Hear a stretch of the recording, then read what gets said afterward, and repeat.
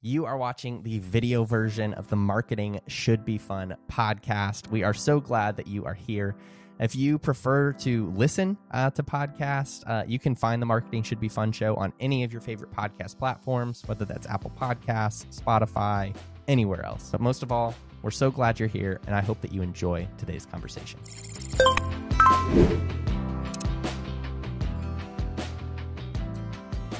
Well, welcome back to another episode of Marketing Should Be Fun. My name is Austin Savage. I'm here with my good friend and business partner, Kelsey Zarko. Kelsey, hello. This is like a double home edition of Marketing Should Be Fun. You're always at your home, I feel like. I think. Although we had one episode. No, we had an episode. It was just in the audio version, but of you in your car. Yes, very safe. Highly recommend. 5 stars. Oh, it was safe. It was like in your... It was. I was just like talking in my car while I was driving. Yeah. Yeah. That's true. So, one episode outside of this little room. Yes. So welcome to my home to all of you who are viewing this or listening to this. We have an exciting episode today. Kelsey, before we jump into our this or that, give us kind of the concept. This was your idea for this one, and then we'll jump into our this or that. Yeah, this was inspired by another one of my favorite podcasts that I listen to now. But we just, it's like summer right now when we're recording this almost. It's like the last week of school for a lot of people. My kids are already out. We're just feeling the like chill, fun, light vibes. And so we're going to do an episode about 5 things we don't do content marketing without. Just simple. You can take it, run with it, maybe inspire you with some new ideas. It's going to be a little bit of a mix of practical and inspirational, and it'll just, give you what you need when you need it. I like it. I like that you mentioned like summer vibes. That just put me in like a whole new just mindset for this. I'm like, I am at the beach sipping a cocktail. I was just going to say, do you need like a Corona with a lime in it in your hand? Just very fun. But I'm excited. It is. Yeah. We've got some easy lists to work through. But Kelsey, what is our this or that for today? Okay, well, to our audience, here's just the like real transparent pull back the curtain vibe. We were sitting down to record this, and Austin was like, do you have a this or that? And I was like, nope, but I can think of one. And the first thing that popped into my head was this: regular or peanut M&Ms. Oh, wow. Okay. Are those the two options? This is like a bigger lead up than I was expecting, so I don't know what's happening right now. You know what? Lately, regular M&Ms have gotten my children potty trained. So for that, they have the double value of not only delicious flavor, especially if you add it with popcorn. I don't know if you've ever done that. Yes, we do that. It is so good. And then you can give it to your children when they successfully go potty on the toilet. And it's a successful, really... What I really wish you had pitted it up against is regular versus peanut butter M&Ms, because that would have been a win. You love peanut butter, so yes. Okay, but, Well, I respect your answer and spoken like a true parent. I would say regular, but what I really like is the pretzel M&Ms. Have you ever had those? I don't think I have. I mean, I've seen them, but I don't think I've had them. Yeah, I think they're like a purple bag. Anyway, those are like the sweet and the salty. It's a good combo. Dang. Wow. So basically we both answered with answers that weren't part of the choices. So woo, go like Enneagram 3s. I like how you put your favorite not in the question. I know. That was being asked. I wasn't sure if you had had them because they're kind of like, they're not super common. They're a little obscure. So anyway, there we go. That's pretty funny. That's what I came up with in 30 seconds when we were not prepared for our this or that. You did a great job. You did awesome. I love it. We are more prepared for the actual episode. We do have notes for this, so fear not. Marketing should be fun, not prepared. Preparing for things isn't fun, right? Is that true? I don't know. No, I cannot co-sign that, but it was a great transition. I'm just messing. So we each have 5 things that we don't do content marketing without. Should we just go back and forth, you think, as we're kind of going through our list? Okay. I think that's great. Should we flip a coin? I mean, you're technically at the top of our little note card here. So that's true. That's you true. Win. I don't even have ahead. A coin. So tell us your first one. Yes. Number 1 on my list of things that I don't do content marketing without. And this is a very Austin thing to be number one on this list. It is. It is. But inspiration is what I put at the top of my list. And obviously, I mean that in some senses of like, it's just good to be inspired. You know, like when you're creating content, like, and you're creating a lot of it, you know, it can start to feel stale. It can start to feel, you know, like you are, it can almost start to feel repetitive. And so I think it's really good. And one of the reasons, you know, both of us consume a lot of content as well is just like, it helps us be creative and think differently and notice what other people are doing. So I mean that in one sense, also in just like, how am I being inspired? And that really needs to be core to the content marketing I'm doing. But I also mean that like internal, just like, do I feel inspired to like create this piece of content? And if I don't feel inspired to create it this way, like what different way do I feel more inspired, you know, to do it?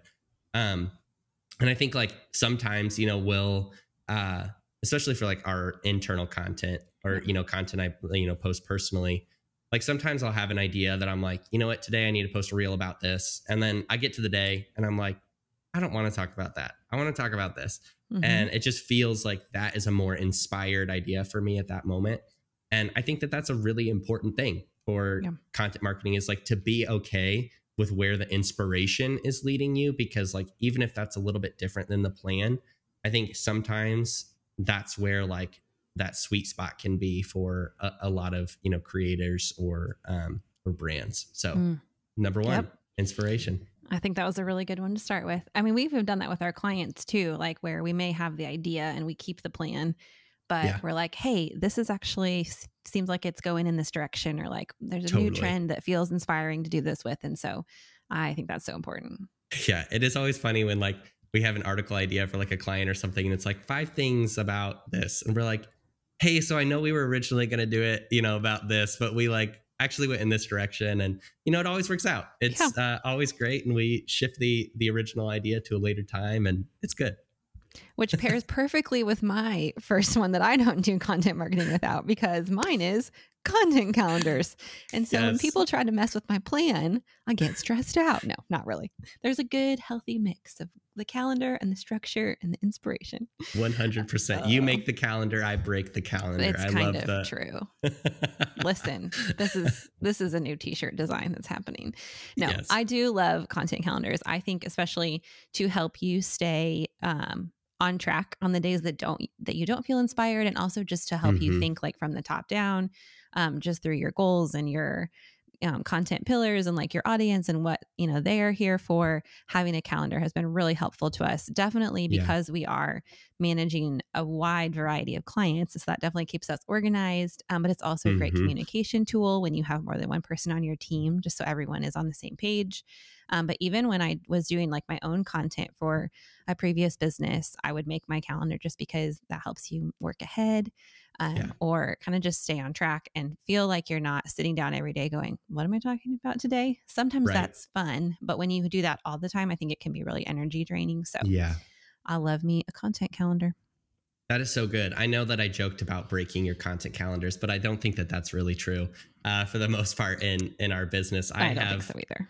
A fresh respect for the content calendar, and really for anyone, like if you have a team, you know, especially like if you have multiple people involved in your content marketing in any sort, content calendar is the way to go, because like that's just the way that everybody knows, like this is what's going out, this is our plan. You know, if we have to adjust the plan, like this is the base that we're adjusting it from. So like, you know, we have the vision of like where things can fit or move. But it's a really helpful communication tool, I think, as well. Yeah, agreed. I'm glad you finally see it my way. No. Me too. All right. Number 2 on the topic of organization for me, we've talked about it before with all love, all heart eye emojis. Asana. This is our project management tool. There are many project management tools out there that I'm sure function very similarly for other teams. But for us, Asana is like the backbone of all of the content marketing processes that we have in our business. And it's literally just what makes it possible for us to create large amounts of content. I mean, I think we had an all team call recently, Kelsey. We were talking about how like last month we put out like 700 social posts or something for our clients. Yeah, I'm still recovering from that statistic. Yeah, for real. But like, you need a process to be able to do that. And so like, in Asana, we have a social workflow. We just recently developed our email workflow. We have an article workflow. We have a podcast workflow, and all of those things, help us see where everything's at in the process, automatically assign tasks to different people on our team, and just, organize the whole process. So I think that's been a game changer for us from a scale perspective with content marketing. Yeah. I can't imagine how we would keep that all in our brains. We would forget things. So totally. It's either that or Post-its on the wall. So nope. Asana it is. Okay. But speaking of Post-it notes, screen-free inspiration is my next one. Not that I use Post-it notes, but there is a time where it's okay to... I was like, what is the bridge being built there? I could not see the vision. It was a shaky one. Oh man. Sorry, y'all. This is a special kind of energy we're bringing to your ears right now. Okay. For real though, screen-free inspiration is one of my favorite things. Speaking of content calendars, there comes a time every month where we build out like the next month of content, and we're really in like knee deep in just like the ideation and like thinking through like big picture things. And so it gets a little bit draining sometimes. And sometimes you're not inspired and you like the calendar has to get done. And so I have found it really helpful. Even, this expands across social, across like I come up with a lot of our article titles for clients, any type of platform. And sometimes I just need to like step away from scrolling or from like being on an actual platform. And like, I have found ideas when I've been reading a magazine randomly. Like, I know that sounds kind of antiquated, but just thinking outside the box from a different perspective of content. Yeah. Sometimes it's just when I'm like taking a drive and something, like that free space of my brain will just come to me. But like books and magazines, or like conversations where someone will say something and I'll be like, oh, that would be like a really fun, like post starter idea or something. So there is a lot of beauty, I think, in some screen-free inspiration as well. Totally. That's good. Just like taking the inspiration of like just life, like it's just like going about life. That's not just, content being delivered to you and, seeing what hits. I think that's good. Could be as simple as a walk, just like enjoying it and seeing what pops up in the brain. Yeah, totally. I love it. Number 3 on my list is a team.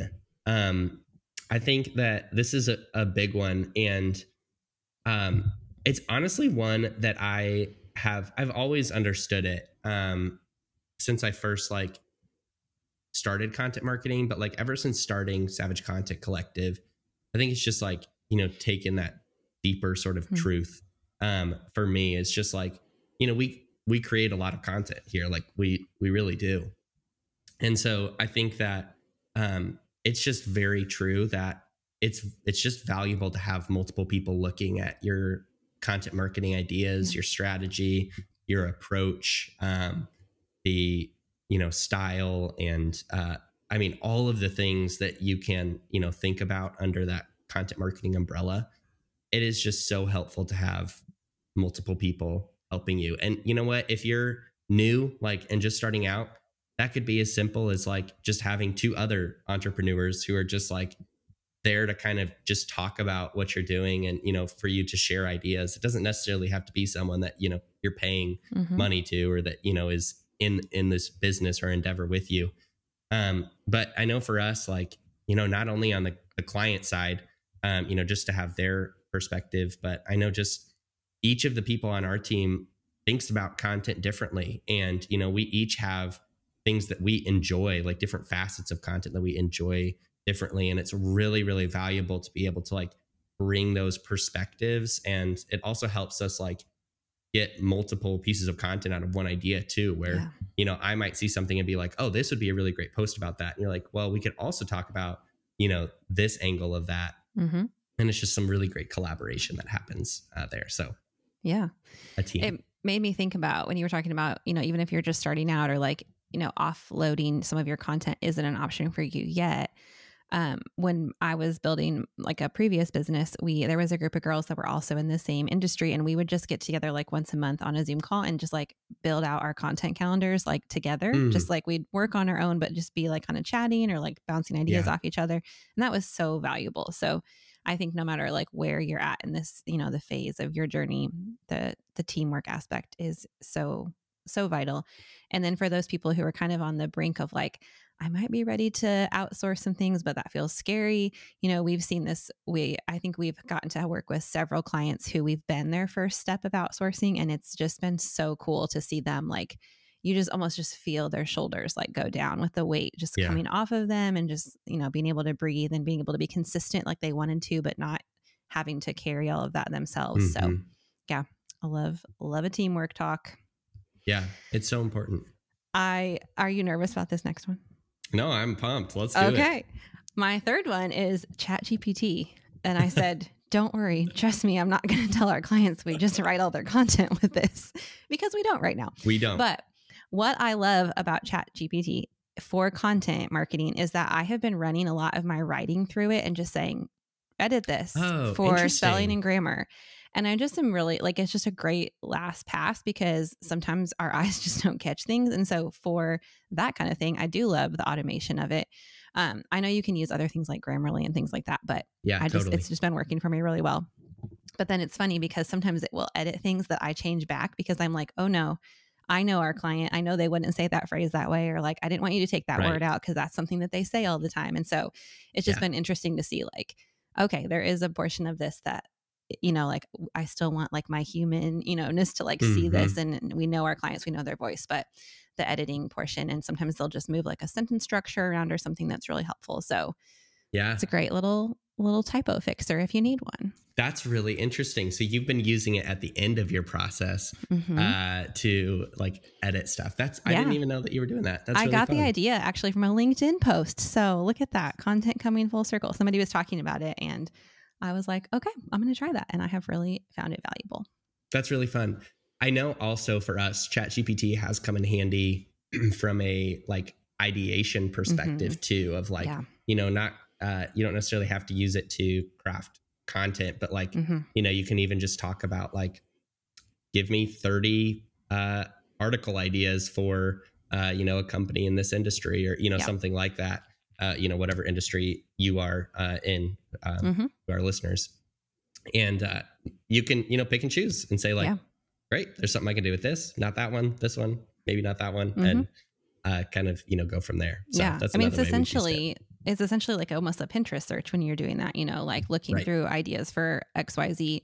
It just gives it to you in a little bit more streamlined function. So I love it. Yeah, that's good. That was a good one. All right, number 4 on my list is I always come up with the theoretical ones. You always have the practical list. I have the theoretical list. This is literally our personalities on display. But I love it.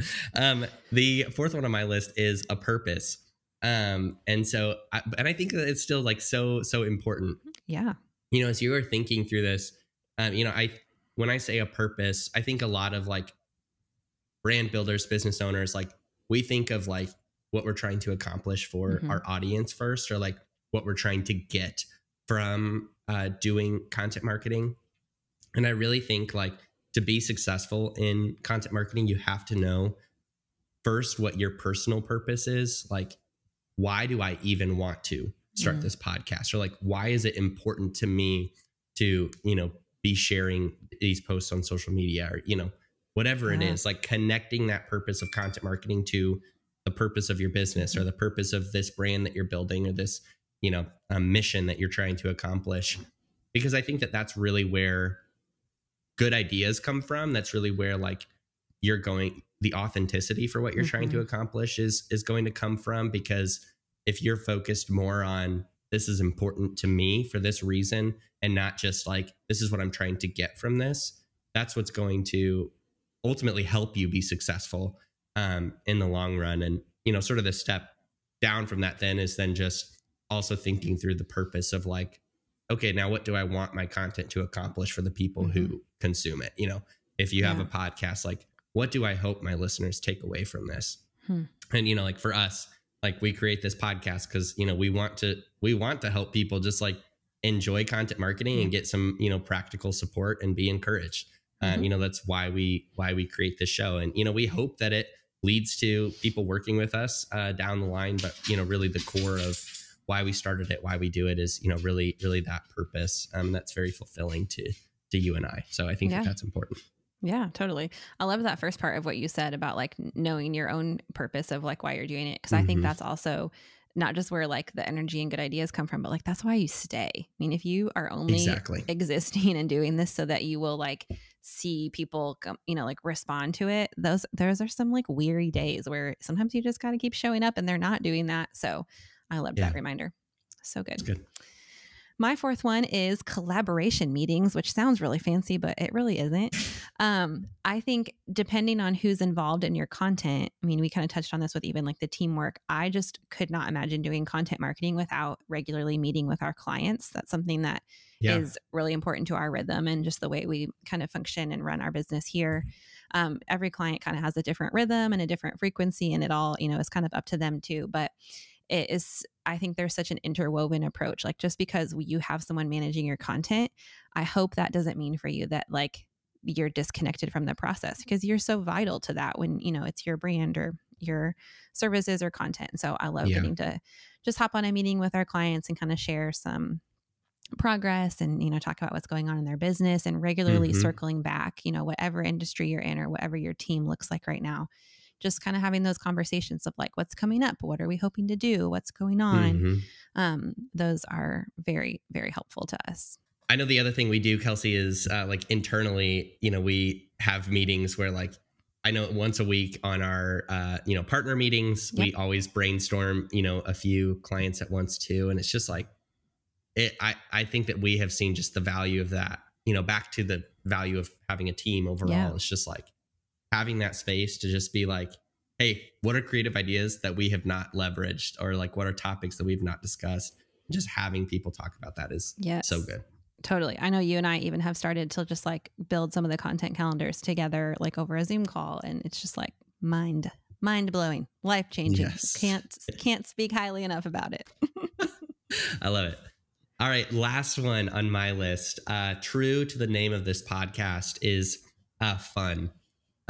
Is that content marketing at the end of the day, there will be times, you know, content has to go out. There will be times where, you know, that it will maybe feel less exciting or less fun. But overall, you know, the content that you're creating should bring you joy. It should bring you excitement.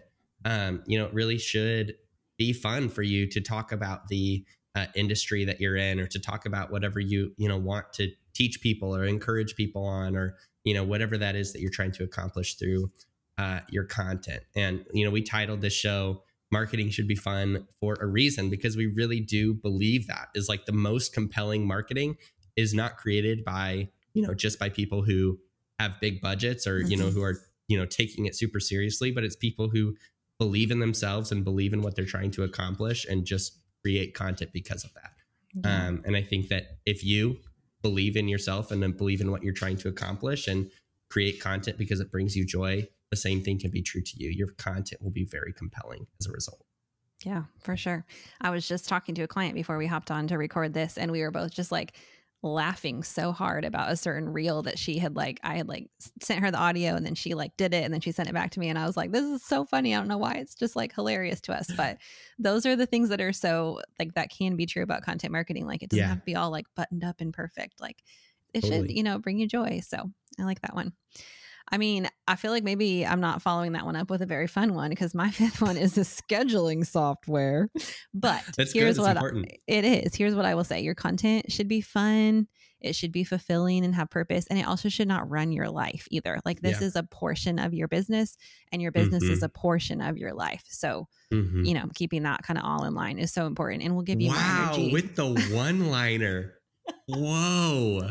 your content will continue to be fun and be fulfilling to you if it's not like draining the life out of you. So we use scheduling softwares for all of the, all of your platforms. Like you don't have to like post your podcast in the moment. You can get it all set and then like schedule it for the day you want it to go out, or for social posts, especially because these do seem to be like more frequent, having some sort of like a creator studio, or through like Meta has its own scheduling now, or there's so many Buffer later, so many tools that you can be consistent without having to feel like you're living on your device. And I think that makes it more fun and more fulfilling at the end of the day.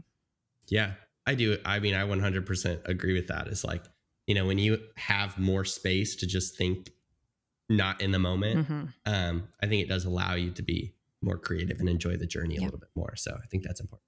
Yeah. There we go. All 5 from both of us. I love it. That was a fun idea. That was really fun. So to those of you who are listening or watching, we both hope that you got some value from both of those lists, and maybe find something that you can add to your own list of things that you don't do content marketing without. So as always, we believe in you. We believe in the content that you are creating or will be creating soon. And we will see you right back here for the next episode of Marketing Should Be Fun.